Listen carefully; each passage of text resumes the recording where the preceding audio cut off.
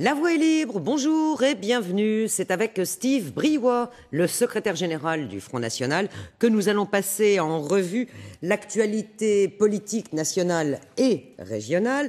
L'occasion, en réponse aux questions que nous allons lui poser avec Arnaud Bousquet, le rédacteur en chef de France Bleu Nord, de dresser un bilan des 10 mois de gouvernance Hollande-Hérault.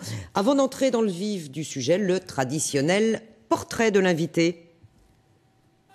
La valeur n'attend pas le nombre des années, mais chez Steve Briouat, le nombre des années démontre une valeur certaine, la pugnacité. En janvier 2011, Steve Briouat devient le numéro 2 du FN. Il approche de la quarantaine et depuis près de 20 ans, il est candidat. Nous voulons nous opposer à l'Europe de Maastricht, car elle est significative de tout des... 97, le propos est encore confus et la cravate mal assortie avec la couleur de la chemise. Cantonale, municipale, législative, cantonale, législative, régionale, Steve Briouat est de toutes les élections. Bonjour messieurs, dames, madame, bonjour, Steve Briouat. On aime ou on n'aime pas, mais il faut reconnaître que Steve Briouat consacre sa vie à la politique. C'est du 365 jours par an, jour et nuit. Il est toujours avec nous sur le terrain. Sur le marché, principalement. Toujours sur le terrain avec ses bonhommes. Le malheur des uns fait le bonheur des autres, c'est bien connu. Et c'est le malheur d'Hénin-Beaumont, ville martyre de la politique, qui va sortir Briouat de l'anonymat. Marine Le Pen s'en mêle, les médias se bousculent à Hénin. L'ancien commercial passe en tête de gondole. Et hop. Et tout de suite à droite. Une grosse boulette toutefois dans ce passé militant, le ralliement au félon Bruno Maigret. On voit ici Steve Briouat faire campagne en 2001 à Hénin-Beaumont sous l'étiquette MNR. Sa réintégration au FN sera difficile mais révélera chez le repenti un sens de la manœuvre redoutable. Voilà, portrait signé Jean-Louis Manant. Alors entrons tout de suite dans le vif du sujet avec cette information surprise tombée jeudi soir de la mise en examen de Nicolas Sarkozy pour abus de faiblesse dans l'affaire Bettencourt. Il y a bien sûr, on le répétera jamais assez, présomption d'innocence. Alors la question, nous, qu'on a envie de vous poser après avoir tout entendu en termes de commentaires depuis quasi 48 heures, c'est celle du statut pénal du chef de l'État. On se souvient que le problème s'était déjà posé sous Jacques Chirac. On rappelle que lorsque le chef de l'État aujourd'hui est accusé, il est protégé par l'article 67 de la Constitution, mais quand il en a envie, il redevient injusticiable comme tout le monde, et Nicolas Sarkozy d'ailleurs ne s'était pas privé d'engager lui-même des poursuites. François Hollande, on se souvient également, avait annoncé un remaniement entre guillemets du statut pénal du chef de l'État, pour l'instant rien. Alors selon vous, au Front National, un président doit-il être responsable, oui ou non, des faits commis avant son élection? Faut-il revoir ce statut? Évidemment, et c'est d'ailleurs dommage que François Hollande ait une fois encore renoncé à une de ses promesses électorales, parce que voilà une promesse qui était intéressante. Un chef de l'État, eh bien, il doit être injusticiable comme n'importe qui une fois son mandat terminé. Et par conséquent, nous avons vu des événements dramatiques avec Jacques Chirac, bien, pour que ce genre de choses ne se reproduisent plus, il faut effectivement revoir le statut du chef de l'État. Et pour l'affaire Sarkozy, il faut surtout faire confiance à la justice. Et la justice doit pouvoir faire son travail en toute indépendance. Et nous verrons bien le moment venu. Toujours est-il que cela va compromettre les ambitions de Nicolas Sarkozy, puisque pour 2017, eh bien, je crois que son retour est extrêmement compliqué. En tous les cas, vous savez mieux que moi, Steve Briouat, qu'en politique, on ne peut jamais dire jamais. François Hollande était en début de semaine à Toulouse pour rendre hommage aux victimes de Mohamed Merah. On se souvient d'une image assez frappante, d'une trêve dans la campagne, il y a pile un an, lorsque tous les candidats avaient été invités par Nicolas Sarkozy, à l'époque aux obsèques des militaires tués par Merah. Marine Le Pen y était. Un vrai consensus auquel il était difficile d'échapper. Et je voulais savoir si, à titre personnel, vous appréciez ce genre de pause dans le combat politique et s'il y avait éventuellement, aujourd'hui, dans l'actualité, des sujets d'entente ou de consensus avec ceux que vous critiquez habituellement. Je pense notamment à la guerre au Mali, ou pourquoi pas aux 300 policiers et gendarmes envoyés en renfort à Marseille. Oui, il y a des événements sur lesquels, effectivement, il doit y avoir un consensus, parce que c'est d'un point de vue moral que l'on se place. En revanche, sur des actions plus politiques, eh bien, on voit clairement qu'il y a un certain sectarisme dans la classe politique locale et nationale et régionale. Lorsque nous déposons des motions à la région, eh bien, des motions qui sont de bon sens, eh bien, les autres groupes politiques les rejettent uniquement parce qu'elles sont présentées par le Front National. Donc on voit très bien que ce consensus n'existera jamais parce qu'il y a une volonté sectaire de la part des dirigeants politiques de l'UMP et du Parti socialiste. Steve Briouat, est-ce que vous admettez que quand le Front National passe des décennies à dire aux autres tous pourris, il n'est pas forcément envie de tendre la main aussi facilement? Et c'est parce que c'est aussi une vérité. On l'a vu pendant des années, toutes ces affaires rejaillissent. Mais voilà, le système politique, je pense qu'il est corrompu jusqu'à la moelle. C'est une réalité de le dire. Et c'est pour ça que nous sommes attaqués, parce que nous osons dire la vérité aux Français. Ouais. Vous savez comme moi que certains élus du Front National ont eu aussi maille à partir avec la justice dans cette région et ailleurs chez des élus. La différence avec les partis du système, c'est que nous avons fait le ménage. Nous sommes débarrassés de ces élus-là, alors que le PS, pendant des années, a fait semblant de fermer les yeux. Alors, un mot d'une élection partielle demain dans l'Oise, 2e circonscription, une législative.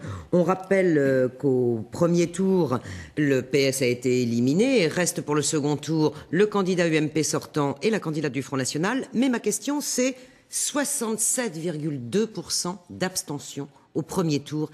Est-ce qu'avec un tel chiffre, on peut tirer un quelconque enseignement d'une élection partielle ?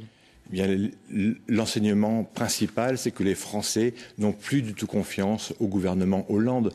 On le voit avec cette élection partielle où il y a un effondrement du Parti socialiste, où il y a une poussée du Front National et où il y a une abstention phénoménale. Mais on le voit aussi au travers des sondages. Lorsque vous voyez que le chef de l'État perd 10 points en un mois, que les Français n'ont plus confiance parce que aujourd'hui, un sondage nous démontre que 67% des Français n'ont plus confiance à l'avenir. Mais c'est dramatique, c'est parce que Hollande a terriblement déçu. Il avait plein de promesses et aujourd'hui, eh bien, il ne fait rien du tout. Où est le changement? Il n'y a pas de changement.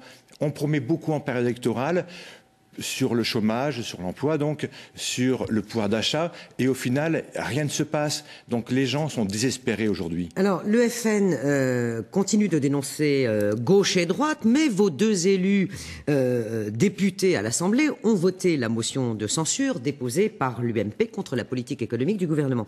Est-ce que vous trouvez vos élus audibles par votre électorat quand, par exemple, ils ne sont que deux, mais qu'à deux, ils votent différemment? Ça s'est produit, par exemple, pour les emplois d'avenir, dont Marine Le Pen, ici même, avait dit qu'elle n'était pas contre, ou sur les contrats de génération. Est-ce qu'ils sont audibles, vos deux élus?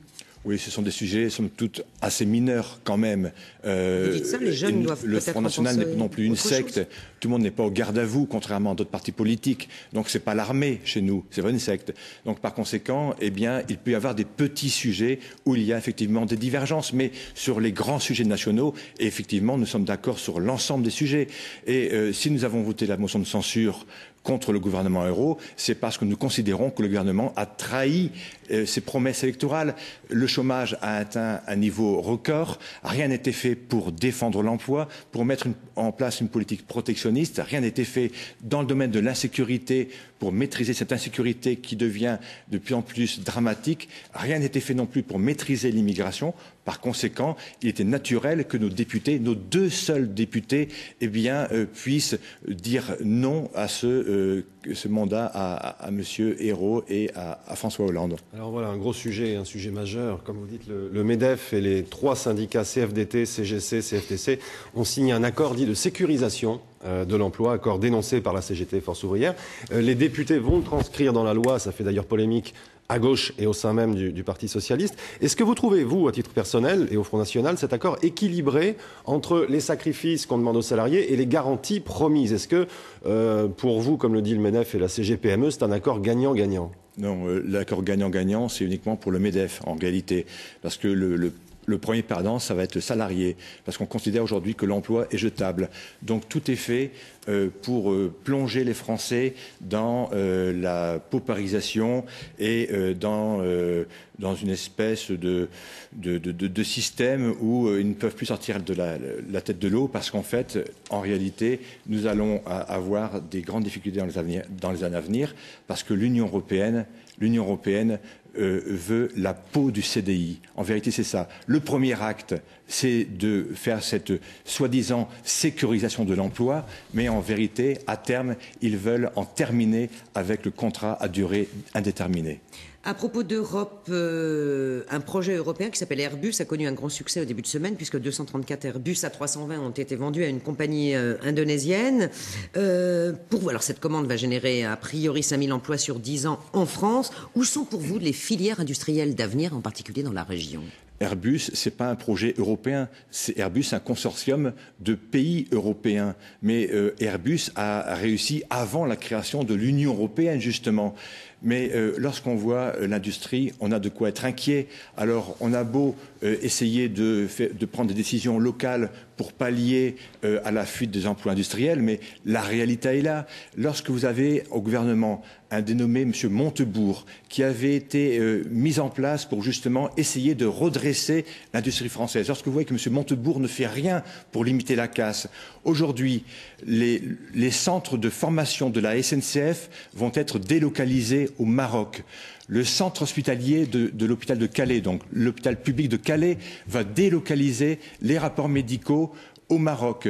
Le STIF en Ile-de-France, les transports d'Ile-de-France ont délocalisé leur centre d'appel au Maroc. Voilà. Monsieur Montebourg a signé un accord il y a 3 mois de cela pour accorder un prêt financier de 150 millions d'euros pour développer les centres d'appel téléphoniques au Maroc. Donc, il y a une vraie trahison. Monsieur Montebourg n'est plus le ministre du redressement productif de la France, mais du Maroc, en réalité. Bon, vous étiez mandaté, là, manifestement, pour envoyer des pavés à Montebourg. Là. Mais moi, je vous demandais, vous, l'industrie d'avenir, par exemple, en Nord-Pas-de-Calais, est-ce que c'est le ferroviaire, par exemple, ou est-ce que ça reste l'automobile? Ça peut être le ferroviaire, mais l'industrie dépend de la politique nationale et tant qu'on ne se libérera pas de l'Union européenne, eh bien, on aura beau faire tout ce qu'on veut, ça ne marchera pas. Donc, si nous voulons réussir le pari de l'emploi, le pari de la réindustrialisation, il faut absolument se libérer de l'Union européenne et dire non au mondialisme. Et pour ça, il faut mettre une politique de protection. Il faut mettre en place un protectionnisme moderne, Steve Briouat, le patriotisme économique. Un projet d'avenir qui peut quand même dépendre de l'Europe, Arnaud. Et qui n'est pas délocalisable ni au Maroc ni nulle part. C'est le canal Seine-Nord, projet qui semble aujourd'hui en cale sèche. Investissement de plus de 4,5 milliards d'euros et il n'y a plus d'argent. Alors le recours pourrait venir de l'Europe. Si la Commission reconnaît ce canal comme une infrastructure prioritaire, l'Europe pourrait mettre 1 milliard et non pas 400 millions comme aujourd'hui. Les députés européens nordistes, Pargnot et Riquet, ont rendez-vous à Bruxelles. Est-ce qu'à votre connaissance, Marine Le Pen compte les accompagner ou bien au FN, vous croyez plus en ce projet? Oui, en fait, ils ont rendez-vous chez le bourreau qui va les exécuter et c'est lamentable. C'est lamentable parce que chaque année, la France verse 20 milliards d'euros à l'Union européenne et elle n'en perçoit que 13. Donc au final, nous sommes déficitaires à hauteur de 7 millions d'euros. Je le regrette, mais c'est une vérité ça. Et donc par conséquent, on va demain quémander des aides que nous avons donné à l'Union européenne. Eh bien, le problème de Seine-Nord, en vérité, oui, c'est un projet très intéressant pour essayer de donner une alternative à l'automobile, aux routiers. On espère qu'il y aurait 500 000 poids lourds qui n'encombreraient plus l'autoroute A1. C'est bien le projet avec Seine-Nord. En revanche, pendant des années, on nous a ressorti ce serpent de mer à la veille des élections, de chaque élection. Et aujourd'hui, qu'il y a un ministre socialiste de la région, eh bien, on ne l'entend plus. Il dit oui, peut-être, nous allons revoir la copie, nous allons peut-être... Bon, bref, voilà. Vous n'y croyez pas. Seine-Nord, vous n'y croyez pas. J'espère qu'il se fera, le canal Seine-Nord. Mais je suis très dubitatif parce que les socialistes, en fait, ont lancé une idée en l'air et n'ont pas assumé après le service après-vente. Le canal Seine-Nord, c'est pas une idée, c'est plus compliqué que ça. Hein, c'est un serpent de mer depuis 20 ans. Donc, ça fait 20 ans qu'on nous mène en bateau. Ça fait 20 ans qu'on nous mène en bateau, effectivement. Alors, un mot, vous avez entendu la polémique, entre guillemets, sur l'hypothèse de réduction des allocations familiales, comme ça se fait dans d'autres pays européens. Vous y êtes favorable pour que les plus riches aient un peu moins pour élever leurs enfants que les plus pauvres? Oui, mais c'est totalement ridicule, ça. En fait, qu'est-ce qui est ridicule? C'est ridicule de dire qu'à partir de 2 200 €, on est considéré comme riche, déjà. Parce que c'est ça, en réalité. Ce sont les couples qui ont 53 000 € par an pour 2 enfants, d'après ce qu'on a entendu. Eh bien, ça fait, vous remettez ça par mois et par personne, ça fait 2 200 €. Donc vous êtes contre? Mais c'est du n'importe quoi, en réalité. Parce que ils essayent d'appliquer la feuille de route que leur a fixée Mme Merkel, en réalité. C'est ça. Parce qu'il y a une cure d'austérité à laquelle nous Steve devons faire Briouat, on a face. bien entendu votre message anti-Europe. La question c'est, est-ce que vous trouvez juste que non, les plus riches et les plus pauvres, pour élever un même nombre d'enfants, touchent ou pas la même chose en alloc? Eh bien, Voilà, que c'est les ça la gens question. qui touchent 100 000 euros par mois, oui, je trouve ça anormal, effectivement. Donc là, on peut. Mais les gens qui touchent 2200 euros, franchement, je ne considère pas ces personnes comme des personnes riches, entre guillemets. Mais le problème véritable, c'est qu'aujourd'hui, l'Union européenne, avec Mme Merkel, nous impose une cure d'austérité. Et l'État, comme il a trop dépensé pendant ces dernières années, le PS et l'UMP, eh bien aujourd'hui, on tire à vue sur tout le monde. On tire à vue sur les retraités, on tire à vue sur les jeunes ménages et on tire à vue également pour les allocations familiales. C'est scandaleux.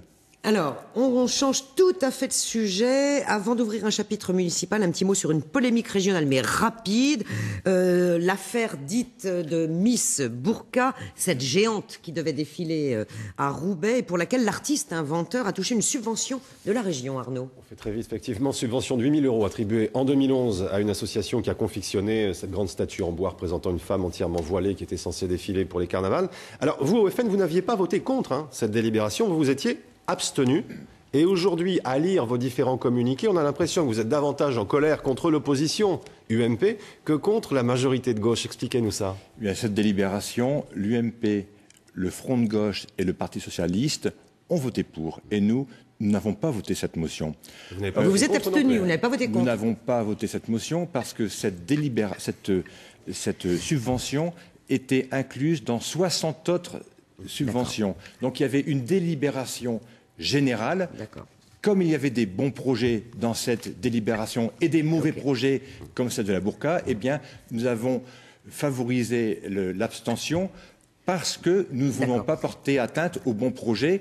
Mais le problème, c'est qu'il faudrait peut-être que l'exécutif nous propose des délibérations qui ne sont pas dans des tiroirs, dans des sous-tiroirs, parce que forcément, pour eux, c'est un gain de temps. Ils veulent faire passer en une seule délibération 60 projets, alors qu'on devrait logiquement se prononcer sur chacune des subventions. Vous leur avez de toute façon effectivement déjà dit ça. Et j'invite France 3 à venir un peu plus régulièrement aux commissions permanentes de la région, ainsi que France Bleu Nord, pour suivre les débats. Et vous verrez que dans le domaine, nous sommes assez percutants et nous donnons beaucoup de fil à retordre au président de la région. Steve Briouat, municipal, là on va aller droit au but. En 2014, est-ce que vous confirmez que vous serez tête de liste à Hénin-Beaumont? Je pense que c'est bien parti pour que je sois effectivement. Donc la réponse est oui. Je serai candidat au municipal parce que c'est une longue histoire d'amour entre Hénin-Beaumont et moi. Est-ce que Marine Le Pen, comme on l'entend dire, sera plutôt en dernière position pour booster la liste et ne sera donc pas candidate éligible? À cette municipale, nous serons un peu la force tranquille, puisque vous aurez remarqué que sur Hénin-Beaumont, une majorité d'électeurs nous font confiance désormais. Nous avons obtenu plus de 52% au cantonal en 2011. Notre liste est arrivée en tête au régional, ainsi qu'aux européennes. Marine Le Pen et moi avons réalisé 56% des voix à la législative. J'ai pas compris où elle figurera sur la liste, Marine Le Pen. En revanche, Marine Le Pen est confrontée à un problème, c'est qu'elle est en situation de cumul de mandats. Donc voilà. Donc Marine Le Pen, pour l'instant, n'a pas encore donné sa décision. Nous en rediscuterons tranquillement. Vous savez, les municipales, c'est dans un an. On aura le temps, largement le temps d'y revenir. Ça vient vite, mais c'est dans un an.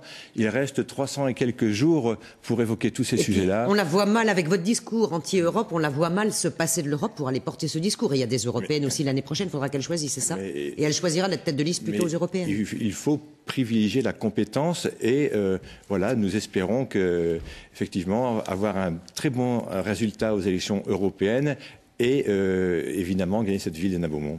Un cas d'école, c'est le cas de le dire pour un nouveau maire, ce que vous ambitionnez d'être, on l'a compris, à Hénin-Beaumont. Si c'est le cas, si vous gagnez l'an prochain, vous auriez à mettre en œuvre pour septembre 2014 la fameuse réforme des rythmes scolaires avec toutes ses conséquences. Entre autres, peut-être trouver et payer des animateurs bien formés pour prendre le relais des enseignants le mercredi après-midi. Comment vous le feriez concrètement ?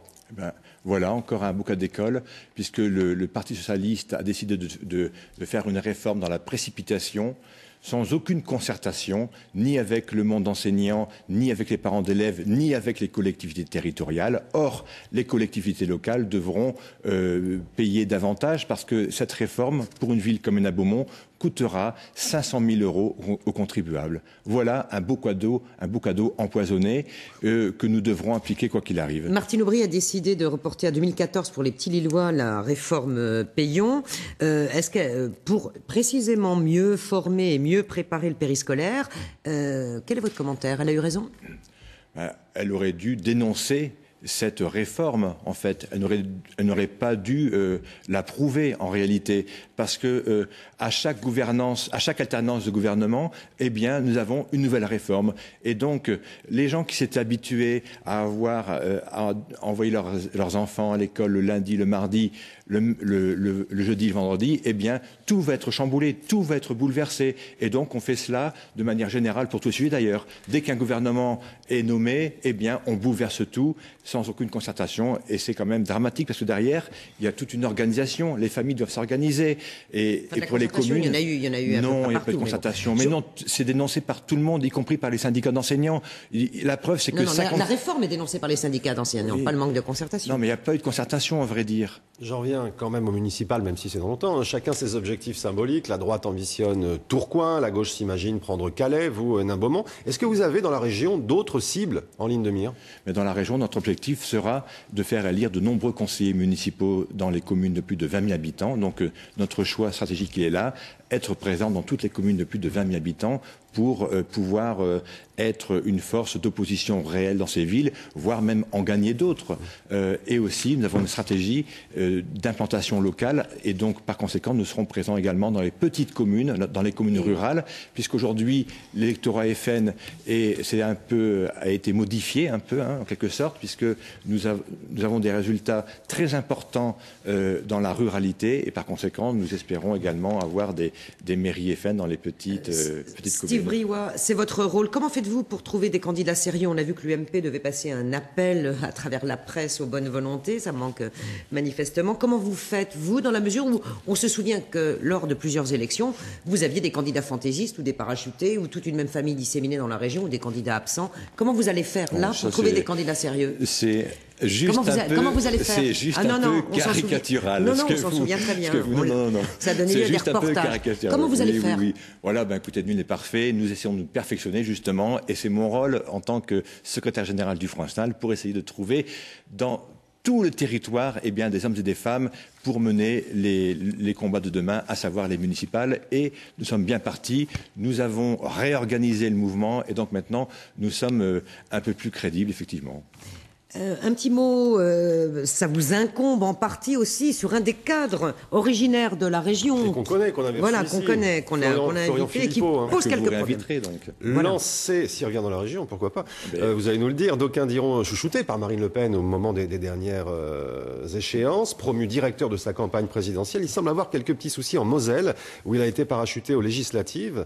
3 élus FN Lorrain ont même démissionné à cause de lui, dénonçant, disent-ils, son arrogance et son manque de culture du terrain. Comment vous analysez ce problème et comment vous vous apprêtez à le gérer? Eh bien, je vais vous donner un scoop. S'il vous plaît. Le Front National, c'est une organisation humaine. Et par conséquent, il peut y avoir, comme dans d'autres structures, comme dans les syndicats, comme dans les associations, il peut y avoir des tensions, des querelles. Et à la limite, c'est normal, puisque ça fait avancer le débat, y compris en interne. Donc voilà, il n'y a rien de neuf. Il y a dans tous les mouvements des petites tensions. Voilà, il y en a aussi chez nous. Et alors, on va les surpasser, on va les surmonter, parce que maintenant, l'enjeu, c'est d'arriver au municipal et c'est de pouvoir proposer une alternative aux autres mouvements politiques. Donc, voilà, je pense qu'à France 3 ou à France Bleu Nord, il doit y avoir aussi des querelles, il doit y avoir aussi des tensions. Voilà. On va revenir à votre bassin minier. 2 figures pour le moins emblématiques ne seront plus dans la course au fauteuil de maire l'an prochain, Jean-Pierre Cuchéda et Guy Delcourt. Est-ce que ça ne vous enlève pas finalement une partie de votre plaisir et de vos munitions pour faire campagne? Que ces 2 anciens partent avant les élections? Ils partent avant la défaite annoncée, en réalité, parce qu'ils se sentent menacés. Mais rassurez-vous, les jeunes loups deviendront des vieux loups plus tard. Donc le système va perdurer, malheureusement. Et donc c'est pour ça que le Front National se renforce, pour mettre un terme à l'hégémonie des socialistes dans le Nord-Pas-de-Calais et en particulier dans le bassin minier. Il règne en maître dans le bassin minier. Et peu importe pour avoir les des logements, il faut avoir recours aux faveurs du député ou du maire socialiste. Pour avoir des aides sociales, c'est la même chose. C'en est fini de cela, parce que ce n'est pas respecter les électeurs, c'est les prendre pour des imbéciles. Et donc nous voulons au contraire responsabiliser les habitants, et par conséquent nous voulons nous débarrasser du socialisme dans la région qui a fait du mal. On le voit, 20% de chômage dans ces villes-là, mais c'est scandaleux. Qu'ont-ils fait? Rien. Leur bilan est catastrophique. Ils sont nuls au niveau national et nuls au niveau local. Eh bien oui, il faut les sortir demain. Et à Lille alors, parce que l'UMP est en train de finaliser son choix, le sénateur Jean-René Le Serre pour l'instant tiendrait la corde face à Martine Aubry. Qui sera tête de liste pour le FN? Vous voulez pas faire revenir Florian Philippot? Là, donc vous analysez qu'il y a un parachutage de M. Le Serre et vous ne dénoncez pas ce parachutage. Il n'est pas encore officiel. C'est bizarre ça, de la part de... Mais j'espère que vous n'hésiterez pas à monter au créneau. Ma question, c'est la tête de liste nationale. La tête de liste sera désignée, là c'est un second scoop, elle sera désignée le 27 mars prochain. Donc nous avons une commission d'investiture qui désignera une grande partie de nos têtes de liste dans la région Nord-Pas-de-Calais le 27 mars prochain. Donc patience. Donc la semaine prochaine. Et je pense que vous pourrez réinviter les responsables locaux qui pourront s'exprimer sur le sujet. Steve Briouat, est-ce qu'il y aura un mot d'ordre national concernant les alliances au municipal pour le second tour, UMP-FN, un mot d'ordre du genre par exemple, oui au cas par cas pour battre la gauche au second tour, puisque vous avez dit que vous vouliez sortir la gauche. Est-ce qu'il y aura donc un mot d'ordre? Des alliances, pour se marier, il faut être deux en général.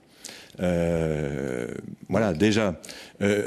Donc, il n'y aura pas d'alliance au niveau national, puisque nous n'avons pas d'atome crochu avec... Et au niveau local, est-ce que vous l'envisagez? Alors, au niveau local, il peut y avoir, ici ou là, des maires, soit UMP, mais c'est assez rare dans la région, soit des maires d'hiver gauche ou d'hiver droite, avec qui on peut éventuellement s'entendre pour faire battre, oui, effectivement, on pourra voir ça au cas par cas, mais je pense franchement que ce seront des cas très limités.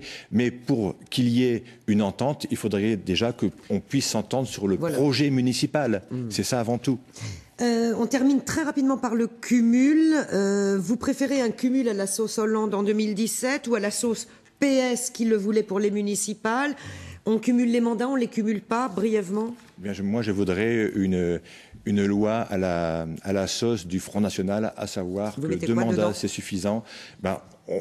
On met 2 mandats, voilà, 2 mandats. Mais il y a une hypocrisie en réalité, puisque vous vous rendez compte que je suis conseiller municipal d'opposition, donc j'ai un mandat. Et Madame Aubry, qui est maire de Lille, a un mandat. Et elle est également présidente de Lille Métropole, qui gère quand même plus de 2 milliards d'euros par an, qui a un budget supérieur à celui de la région. Et le mandat de présidente de la métropole lilloise n'est pas considéré comme un mandat. Donc je pense qu'il faut d'abord... C'est la loi, donc c'est pour ça qu'il faut changer vite cette loi, parce que c'est totalement absurde de voir qu'un petit conseiller municipal... Pas plus de 2 mandats, mais un petit conseiller municipal d'opposition est en situation de cumul des mandats, alors que Mme Aubry, qui cumule des fonctions autres, n'est pas en cumul. C'est incroyable. On a compris.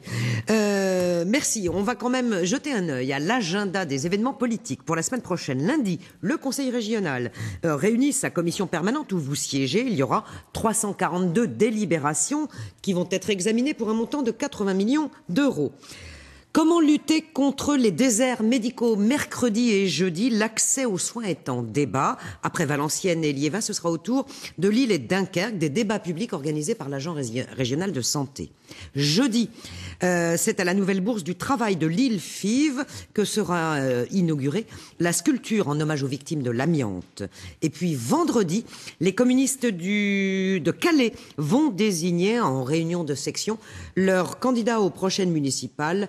Sans surprise, ce devrait être l'ancien maire Jacky Hénin.